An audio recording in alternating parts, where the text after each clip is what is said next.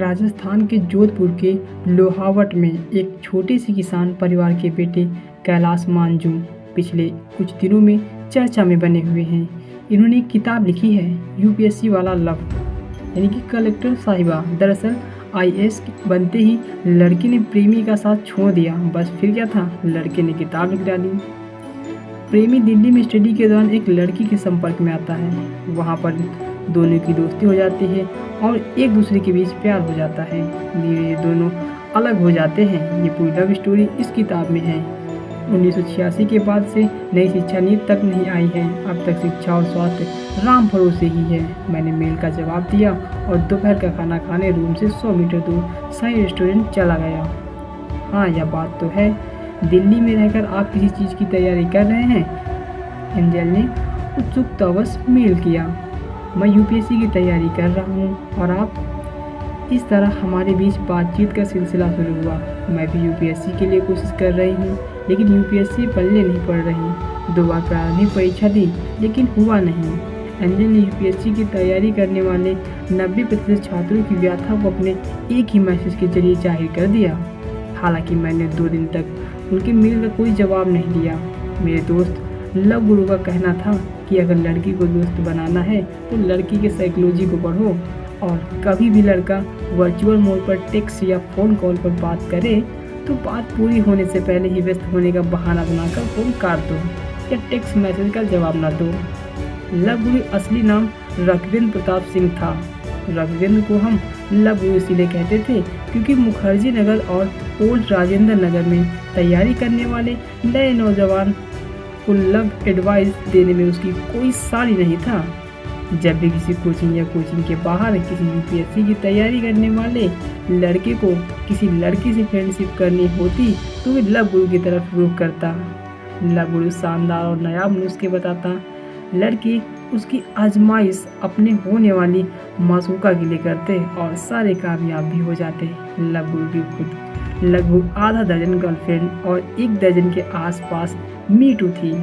वह तैयारी कम और मौज मस्ती करने वाला लड़का ज़्यादा था।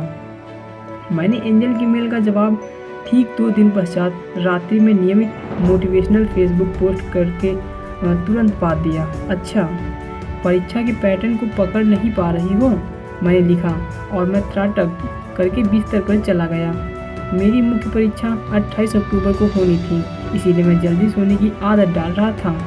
मैं यूपीएससी के क्वेश्चन पूछने के पैटर्न को समझ नहीं पा रही हूँ। साल भर पॉलिटी, इकोनॉमिक्स, इन्वायरमेंट सभी सब्जेक्ट पढ़ने के बावजूद क्वेश्चन प्रीलिम्स में बहुत ज़्यादा गलत हो रहे हैं। इसका सलूशन क्या हो सकता है? और क्या आप इस बार मेंस परीक्षा दे रहे हैं? उन्होंने इस मेल में 2 जवाब पूछे। हाँ, 28 अक्टूबर को ही है। मैंने एंजल के मेल का संक्षिप्त जवाब दिया। आईएएस प्रीलिम्स 2017 के रिजल्ट के आए हुए 3 महीने से ज़्यादा हो चुके थे, लेकिन एंजल यह तय नहीं कर पा रही थी कि 3 जून 2018 को होने वाली यूपीएससी प्रीलिम्स के लिए क्या स्ट्रेटजी अपनाएं। इस बार कम से कम प्रीलिम्स के चक्रव्यूह को भेजा जा सके। उस रात को वह ठीक से सो नहीं पाई क्योंकि उसे डर था कि अगर तीसरी बार भी यह रहा तो फैमिली वाले तैयारी छुड़वा देंगे। उस रात को एंजल सोच रही थी कि जब कक्षा 6 में थी तो दिव्या मैडम ने उससे पूछा था, बड़े होकर क्या बनना है? उसे तपाक से कहा था, कलेक्टर। अब वह सोच रही थी कि बचपन के सपने को साकार करने में यूपीएससी का प्रारंभिक चरण ही उसके लिए सबसे बड़ी बाधा बन गया था। वह 2 प्रयासों में प्रीलिम्स पास न कर पाने के कारण हीन भावना से ग्रस्त हो चुकी थी। शुरू से ही तेज तर्रार और मेधावी छात्रा रही एंजल ने आत्मविश्वास को यूपीएससी के खट्टे अनुभव के अर्थ से फर्श पर पहुंचा दिया था। जब वह बाड़मेर के सुदूरवर्ती धोरों की धरती बालोतरा के एक छोटी से गांव से जयपुर आई थी, उस समय वह हिंदी माध्यम की छात्रा थी और उस समय उन्हें अंग्रेजी मीडियम में शिफ्ट होने से काफ़ी दिक्कत आई थी। लेकिन आज उनकी अंग्रेजी किसी अंग्रेज के समान ही फर्राटेदार है। कक्षा 8 में कितनी खराब राइटिंग थी और उनकी राइटिंग को कॉम्प्लीमेंट्स मिलते हैं। यह सब उन्होंने अपनी कमजोरियों को ताकत बना करके हासिल किया था। उन्होंने मन ही मन सोचा कि हर कमजोरी की ताकत बनाया जा सकता है और संकल्प किया कि वह प्रारंभिक परीक्षा के इस चक्रव्यूह को तोड़ कर रहेगी। मेरा 2 बार से आईएएस क्लियर नहीं हो रहा है, क्या आप मुझे गाइड करेंगे? उन्हें सुबह सुबह ही मुझे मेल किया। क्यों नहीं, मुझे जितना हो पाएगा, लेकिन मेरी मुख्य परीक्षा के बाद। इस तरह हमारे बीच में चैटिंग का सिलसिला शुरू हो गया। यह वक्त था जब देश में जीएसटी को लेकर चर्चाएं जोरों पर थीं और मेरी यूपीएससी की तैयारी भी।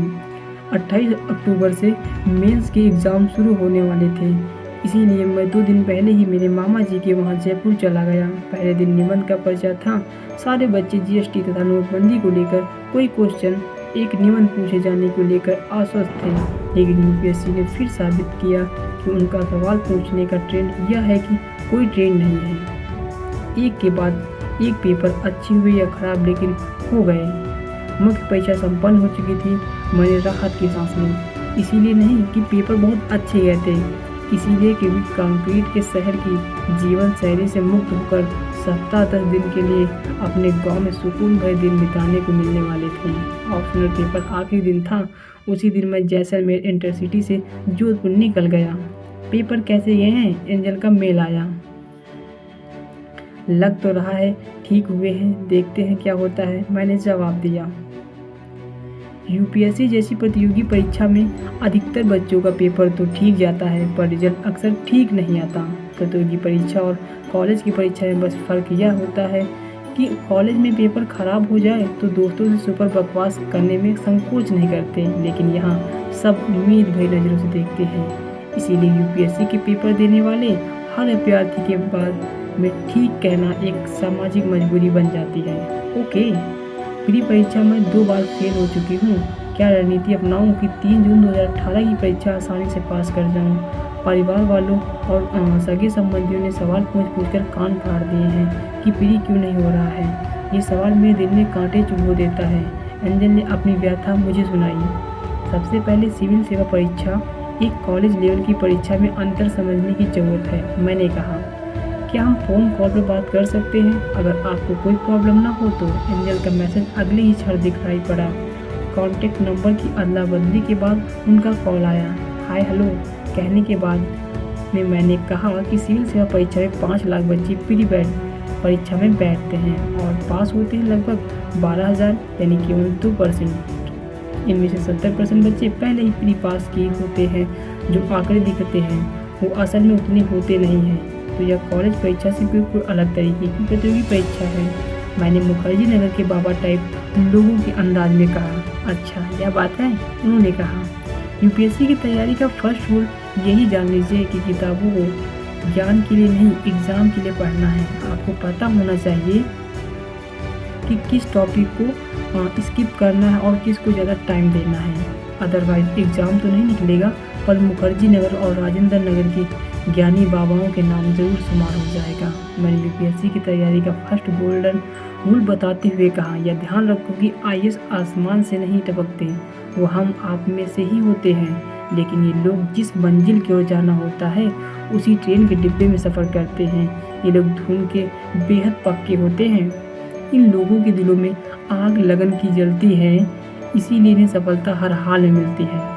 मेरा यूपीएससी वाला ज्ञान निकलना शुरू हो चुका था। आईएएस की तैयारी का सबसे फ़ायदा यह था कि अगर 2-3 साल गंभीर रूप से तैयारी कर ली जाए तो कम से कम आप ज्ञान बढ़ाने की कला तो सिद्धस्त हो जाते हैं। फिर आप किसी भी टॉपिक पर किसी भी समय किसी भी व्यक्ति को ज्ञान देने और अपनी तरह से समझाने की कोशिश करने लग जाते हैं। देश व सरकार की हर समस्या पर अपना व्यू पॉइंट जरूर देते हैं। क्या बात है, आप तो अच्छे मोटिवेटर भी हो, उन्होंने तारीफ करते हुए कहा। अच्छा, यह बात बताइए, सिलेक्शन में किस्मत का कितना रोल होता है? किस्मत को मैं नहीं मानता। या किस चिड़िया का नाम है? तैयारी करने से पहले भाग्य की बात करना बेईमानी है, इसीलिए इंसान को कभी भाग्य का रोना नहीं रोना चाहिए। आप एक दिन के लिए भी किस्मत चमकाने का इंतजाम मत कीजिए। आपको और कुछ नहीं करना है सिवाय कड़ी मेहनत के। भाग्य को अपने ढंग से काम करने दो, आप अपने ढंग से काम करो। भाग्य तो आलसी लोगों का गहना है, आप जैसे कर्मठ लोगों को नहीं। वही युवा सफलता हासिल करता है जो खुद के कर्म पर विश्वास होता है। मैंने मोटिवेशन स्पीकर के अंदाज में कहा।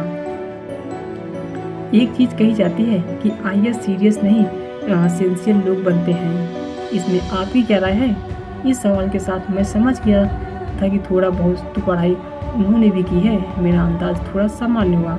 आप बिना सिंसियर हुए आईएएस क्या पटवारी भी नहीं बन सकते। आज के टाइम में तैयारी के प्रति गंभीर होना जरूरी है, लेकिन हर कोई हो नहीं पाता। सिविल सेवा की तैयारी करने वाला हर अभ्यर्थी तैयारी में गंभीरता चाहता है, पर आज नहीं कल से करियर बनाते समय 99% छात्रों के लिए यह कल कभी नहीं आता।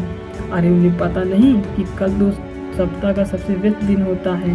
वे सोचते हैं आज सिर भारी है, लग रहा है आज नहीं कल से चाप कर पढ़ूंगा। अरे आज लिखने का मन नहीं है, कल से हर रोज 10 पेज लिखूंगा। सोचिए ये कल वाला भूत इतना गहराई से हमारे शरीर में बैठ जाता है। ध्यान रखिए, टाल मटोल करने वाले छात्रों के लिए यूपीएससी के दरवाजे हमेशा बंद मिलते हैं। अंत में मैं 100 बातों की एक बात, टाल मटोल का जो भी कार्ड हो, बुखार हो तो भी पढ़िए, बारिश हो तो भी क्लास ज्वाइन करिए, अंगुलियों पर छाले हो जाए तो भी लिखिए। आप तभी सफल होंगे जब अंधेरे में किताबों में छपे अक्षर नजर आने लगेंगे। मैंने ये लाइनें कुछ दिन पहले फेसबुक पर पोस्ट की थी और उनकी बात करने के दौरान ये लाइनें गाइड करने के बजाय इम्प्रेस करने के लिए बोल दी। यह भी सच्चाई है कि जब मैं पहली बार फ़ोन पर बात कर रहा था तो गाइडेंस कम और इम्प्रेस करने की कोशिश ज़्यादा कर रहा था। यह हर एक लड़के का एक लड़की से बात करने के दौरान का सबसे दुर्बल गुण है। मैं तो बहुत आलसी हूँ। मैं तो कई बार 13 से 14 घंटे पढ़ने का शेड्यूल बनाकर रख देती हूँ, लेकिन उतना पढ़ नहीं पाती। मेरे कैसे सिलेक्शन होगा, एंजल ने अपनी चिंता जाहिर की। जरूरी नहीं है कि आप 14 घंटे करेंगे तो तभी आप आईएएस बनेंगे। पढ़ाई में घंटे मायने रखते, गुणवत्ता मायने रखती है। आप कह रहे हैं कि मैं शेड्यूल बना करके छोड़ देती हूँ और टाल मटोल करने लग जाती हूँ।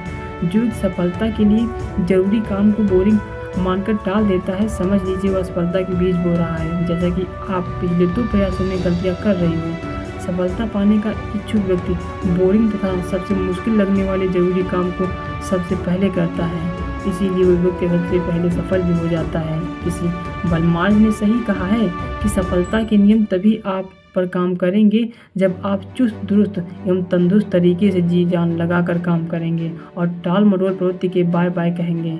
मैंने कहा अब सिलेक्शन तो लेना ही है, इसीलिए टाल मटोल की प्रवृत्ति को बाय बाय। आज से ही संकल्प, उन्होंने दृढ़ संकल्पित होकर कहा। अगर संकल्प कर लिया तो सफलता दूर नहीं। अक्सर मनुष्य में शक्ति की कमी नहीं होती, बस संकल्प की कमी होती है। दुनिया में दृढ़ संकल्प से बड़े बड़े काम हो रहे हैं, फिर बात ट्रम्प की हो या फिर पुतिन की हो, मोदी सर की। ये लोग अपने दृढ़ संकल्प के बल पर देश दुनिया की दिशा बदलने में लगे हुए हैं। इसीलिए ही कहा जाता है कि इतिहास में चंद संकल्पवान लोगों की साहसिक कदमों की चहलकदमी भर होता है। मुझे नहीं पता कि ये लाइनें कहाँ से निकल रही थी, लेकिन ये थी काफ़ी मोटिवेशन टाइप थी। दिमाग शायद इसीलिए ज़्यादा काम कर रहा था ताकि लड़की इम्प्रेस हो सके। अच्छा, यह ट्रेन की आवाज़ आ रही है, कहाँ जा रहे हो क्या? उन्होंने मुझे बीच में टोकते हुए पूछा। हाँ, मैं जयपुर से अपने गांव जा रहा हूँ जो जोधपुर में है। मैं जयपुर जंक्शन से जैसलमेर इंटरसिटी में बैठ गया हूँ। ट्रेन को रवाना होने में अभी 5 मिनट का समय है। अच्छी बात यह रही कि मुझे खिड़की वाली सीट मिल गई। अच्छा, आप तैयारी के गोल्डन रूल बता रहे थे, तो बताइए दूसरा गोल्डन रूल क्या है यूपीएससी के किले को भेदने के लिए? उन्होंने पूछा। मैंने यूपीएससी की तैयारी के दौरान जो अनुभव हासिल किया है वह बता रहा हूँ, क्योंकि आपने तैयारी की रणनीति पूछी है, बस इसीलिए। अगर आप नहीं भी पूछती तो मैं भी आधे घंटे बाद एक करके यूपीएससी की तैयारी के लिए सारे गोल्डन रूल बता चुका होता। यूपीएससी की तैयारी करने वाले लड़के अक्सर यूपीएससी की तैयारी करने वाली लड़कियों को इम्प्रेस करने के लिए क्या क्या करते हैं, ये कभी फुर्सत मिले तो पता लगा सकते हैं। तो मुखर्जी नगर और ओल्ड राजेंद्र नगर पार्क में जाइए और अवलोकन कीजिए कि एक यूपीएससी अभ्यर्थी लड़का दूसरी यूपीएससी अभ्यर्थी लड़की को इम्प्रेस करने के लिए क्या क्या नुस्खे बता रहा होता है। कुछ ऐसी धांसू रणनीति भी साझा कर रहा होता है जो उन्होंने खुद कभी फॉलो नहीं की। मैंने अपनी बात आगे बढ़ाई। मेरे अनुसार यूपीएससी की तैयारी का दूसरा गोल्डन रूल है एनसीईआरटी पढ़ना और हर हाल में पढ़ना। एनसीईआरटी को इग्नोर किया तो यूपीएससी आपको इग्नोर कर देगी। अधिकतर बच्चे सोचते हैं कि एनसीईआरटी क्या पढ़ना, स्कूल के दिनों में तो पढ़े थे और वे गच्चा खा जाते हैं। यूपीएससी की तैयारी का तीसरा गोल्डन रूल है स्मार्टफोन से दूरी तो सिलेक्शन से नज़दीकी। कोई भी 8 से 10 घंटे मोबाइल में मशगूल रहकर आईएएस बनने का सपना नहीं देख सकता। अगर सपना देखता है तो पूरा नहीं कर सकता। केवल यूट्यूब से स्टडी मटेरियल देखकर आईएएस नहीं बना जाता। आज भी किताबों से मोहब्बत करके ही लवासना पहुंचा जा सकता है। मैंने मेंटर के तौर पर 2 गोल्डन रूल और बता दिए। सोशल मीडिया के कारण स्मार्टफोन एक बड़ी गलत लत बन चुका है। याद रखिए, अगर आप स्मार्टफोन का इस्तेमाल स्मार्टनेस तरीके से नहीं कर रहे हैं तो आपको स्मार्टफोन बुरी लतों का बादशाह बनाकर रख देगा। विद्यार्थी जीवन में आप सफल इंसान बनने का सपना संजोए हैं तो मोबाइल की महामारी के चपेट में खुद को न आने दें। या समझिए कि मोबाइल का न्यूनतम उपयोग यानी समय के सबसे बड़े शत्रु से छुटकारा।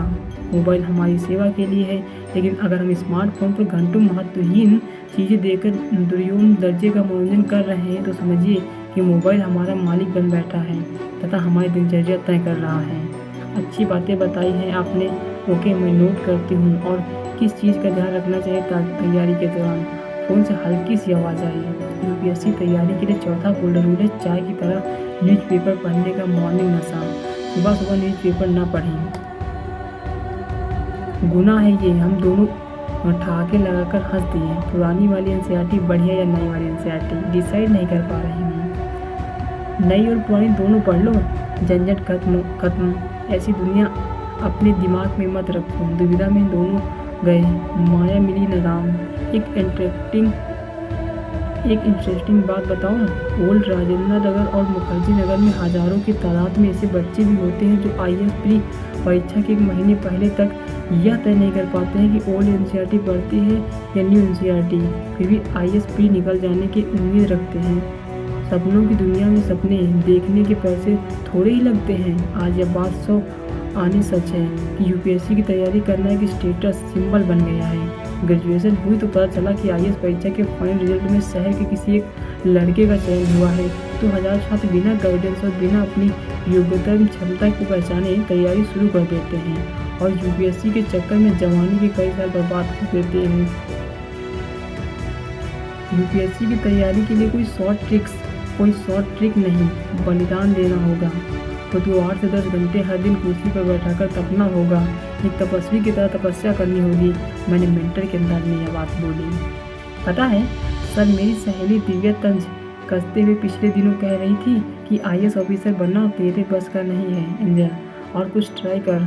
केचुआ भी सांप बनने की इच्छा से अपना बदन मरोड़ता है और जगह जगह टूट जाता है। बस हाल तुम्हारा है। हड्डी भले टूट जाए, सपने नहीं टूटने चाहिए।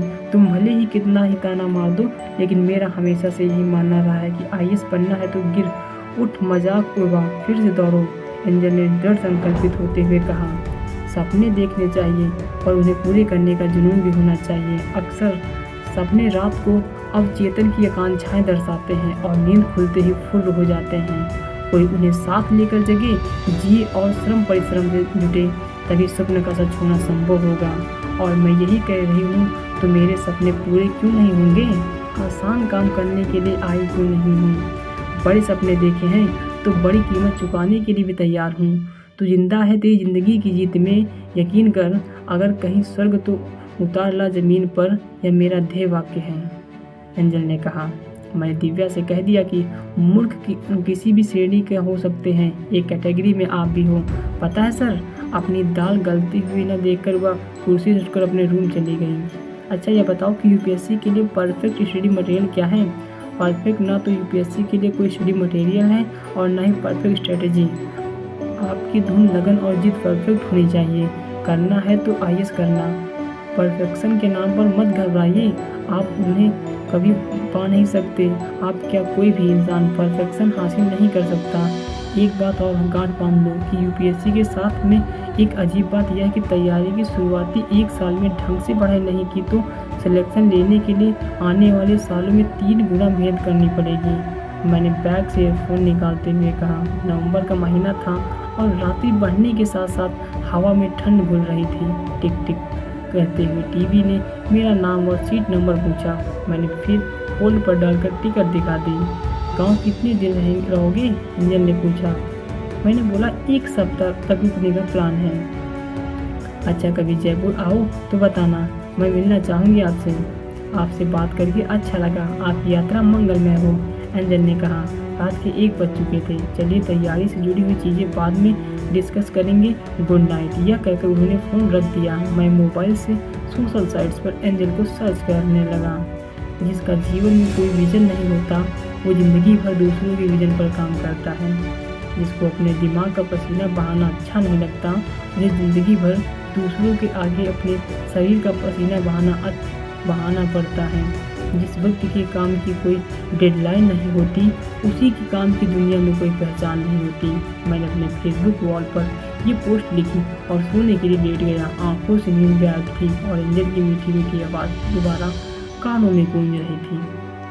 तो दोस्तों, ये पार्ट यहीं पे समाप्त होता है और अगला पार्ट हम जल्द ही आप लोगों के लिए लेके आएंगे। तो जय हिंद।